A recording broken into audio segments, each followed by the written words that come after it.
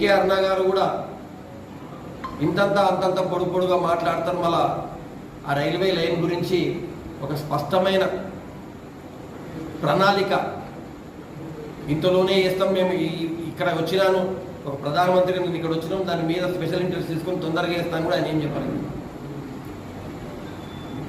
మరకేల్ నుంచి రామసముద్రానికి అయితే national highway ఉందో మా ప్రభుత్వం ఉన్నప్పుడు దాన్ని ఒక ప్రపోజల్ చేసి మేము సెంట్రల్ గవర్నమెంట్ పంపించడం జరిగింది. ఆ మధ్యలో అప్పుడు స్టేట్ గవర్నమెంట్ అన్నది రేవంత్ రెడ్డి గారు వాళ్ళు అక్కడ పోయి మేము ఇచ్చి వచ్చినామని అన్నారు. కానీ పత్రికా మిత్రులకు చెప్తున్నా, దాని మీద ఒకసారి డేట్లు చూసుకోండి, దాని మీద ప్రపోజల్ ఎప్పుడు పోయిందో ఎప్పుడు సబ్మిట్ చేసామో ఒకసారి చూసుకోండి. ఇప్పుడు వీళ్ళు రాజేంద్ర రెడ్డి ఓడిపోయినాక వీళ్ళు వచ్చినాక సబ్మిట్ చేసినా ఒకసారి ఆ డేట్లు వెరిఫై చేసుకుంటే మీకు తెలుస్తుంది. అంటే మొత్తం